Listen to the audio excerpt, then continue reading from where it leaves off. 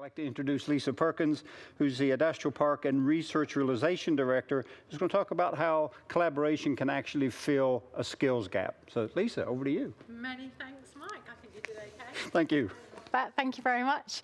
So I'm hoping that my slides will arrive.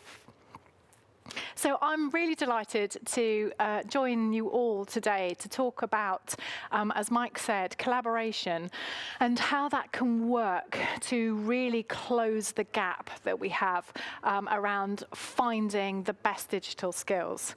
But I'm going to start off with why we care. And a big part of why we care is because of this.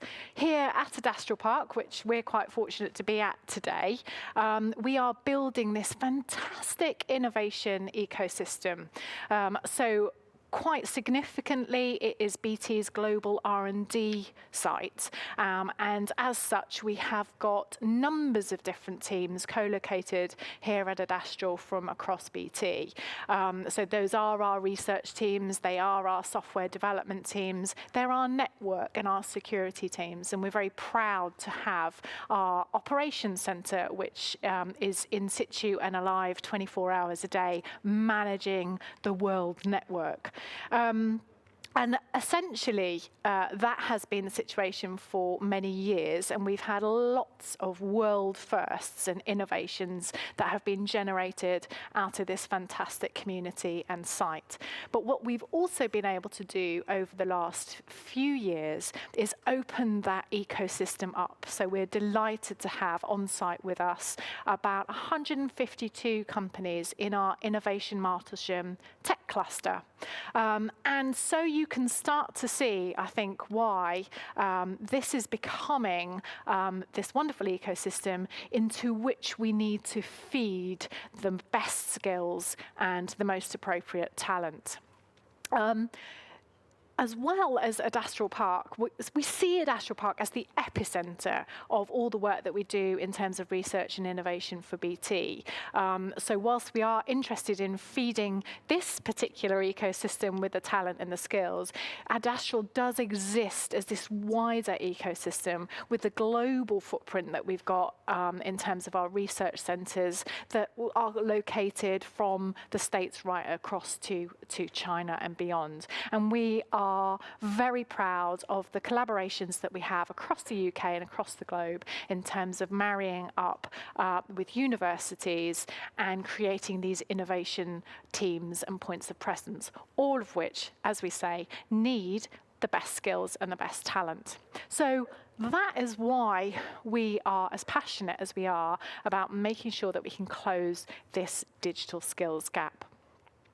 But it isn't easy. I think when we look at industry as a whole, we all recognise this gap. And incidentally, this isn't just the case for tech companies such as BT and the companies as part of our Innovation Martlesham ecosystem.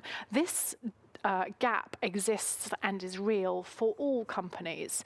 So I think what has been really accelerated, particularly by the COVID pandemic, is the fact that all companies, independent of their main business line, are dependent on a digital transformation. And I think over the course of the pandemic, we've seen the companies that have been successful or able to survive in this situation have also been those companies that have been able to embrace the digital environment to sort of pivot in terms of how they trade and how they do business.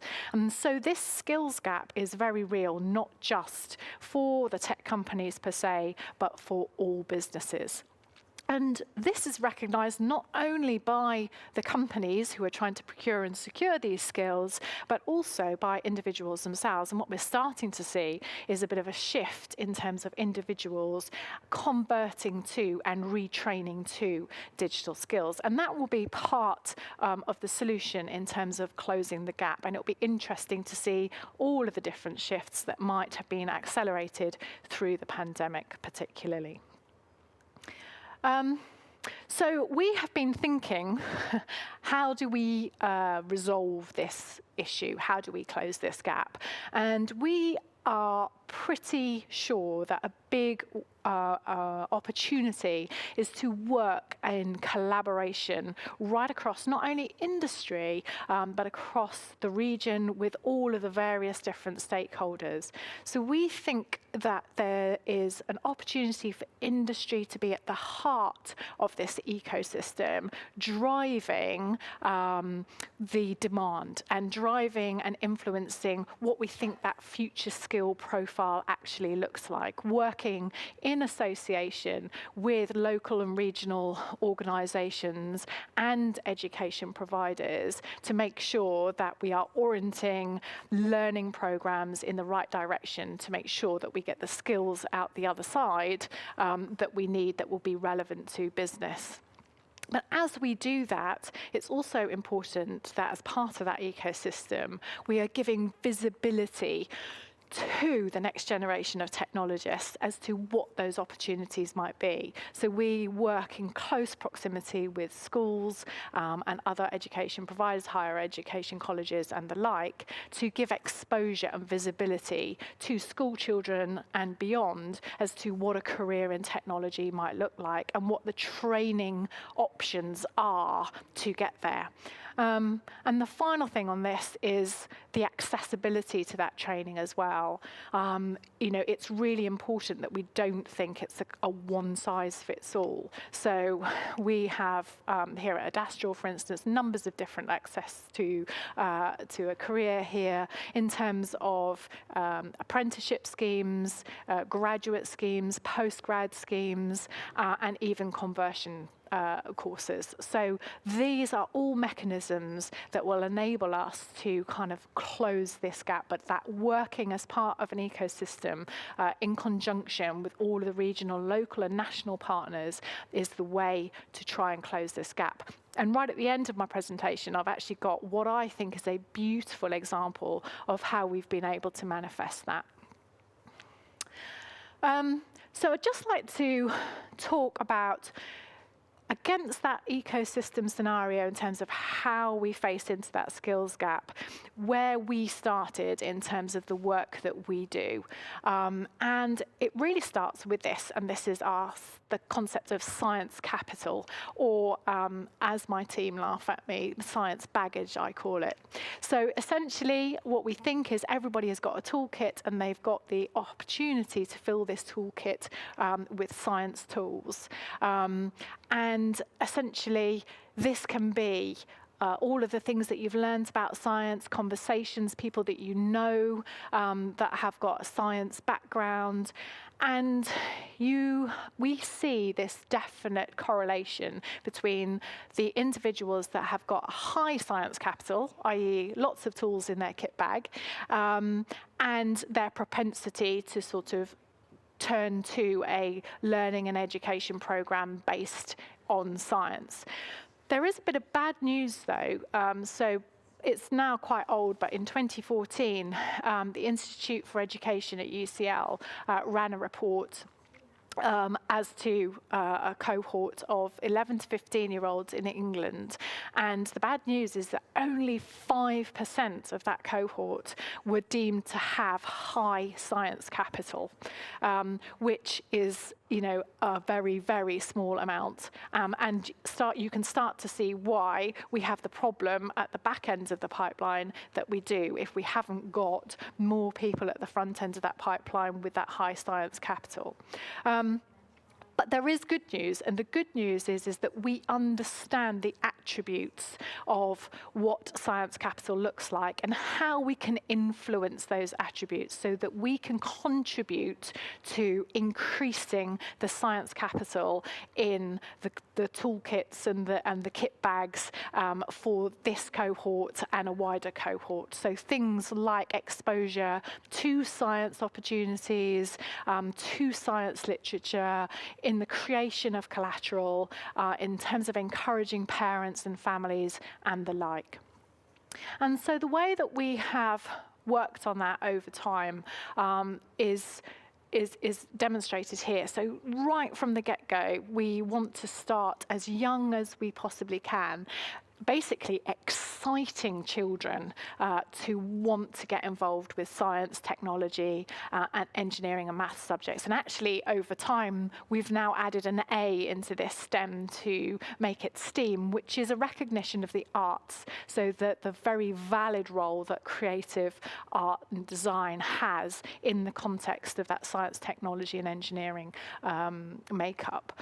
And so we have a wonderful program to excite primary school children, such as running computational thinking workshops and using co-space and robots to enthuse and excite children in an engaging and fun way, but to just start to plant the seeds that science, technology can be really fun.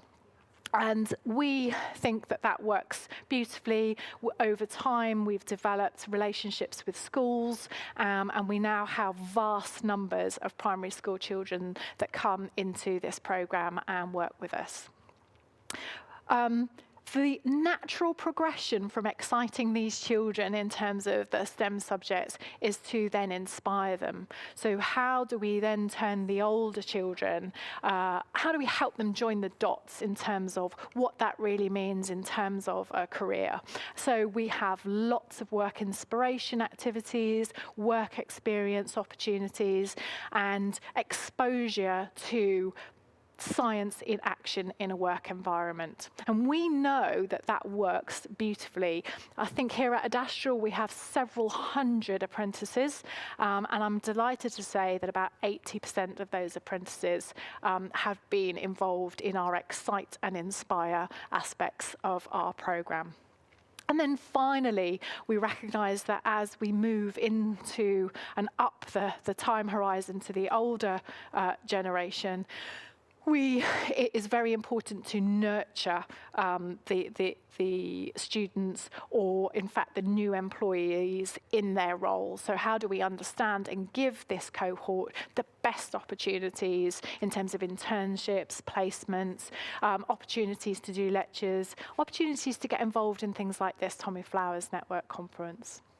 And so we are really assured and passionate about this programme because we see it working, we see the pipeline growing in direct consequence of the work and the effort that's put into this programme. And just at the back end, as we ramp through from turning children's love of science and engineering up in through the ages, we have to kind of ramp up the work that we do with universities, so that now that we've inspired this cohort of individuals to actually take up degrees and learning in this space, how do we actually convert them in terms of wanting to come and work for BT? And we have a whole load of interventions working in collaboration with universities. Primarily, the work with universities is to amplify and enhance the research work that we do. So we liaise with universities and partner and collaborate with them to grow our knowledge and expertise in specific technology areas. But what it also gives us is a fantastic platform to offer PhD studentships, to take students in from collaboratives, and ultimately to bring them into the company as really successful employees. And I think I'm just going to finish. I mentioned about the ecosystem in terms of how we use our combination of stakeholders, local, national and regional partners, to really drive the curriculum and the learning. And I mentioned that we have this beautiful example that we are delivering right here now at Adastral Park, and this is the Digitech Centre.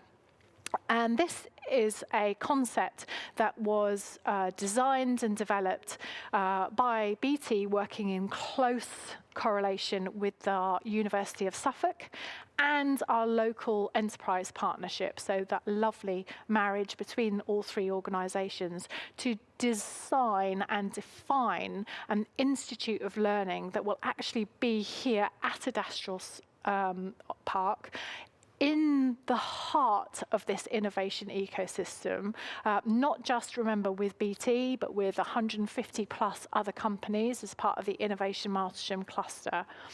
And we have business members from that cluster on the board of this institute. And what we will be doing over time is utilising a combination of business and academia to define a fantastic curriculum and programme of learning for students who will be here at Adastral working with businesses firsthand as part of their programme of learning. So that ultimately, we are assuring that, again, that pipeline of talent and skills into the ecosystem, and very importantly, also creating the opportunity for those students to be immediately effective when they transition from a place of learning to the place of work, because they will have executed their learning within that context of a business environment. And so I'm incredibly proud of that initiative, and I think that it could be quite transformative. So I conclude my presentation in terms of the skills gap and why we're so passionate about closing it, and the work that we put in terms of creating and working as part of that ecosystem to drive and inform so that we can inspire, excite and nurture the next generation of technologists to not only be enthused by STEM and take up careers in general, but obviously to come and join us, hopefully, at BT or Innovation Mastership. Thank you.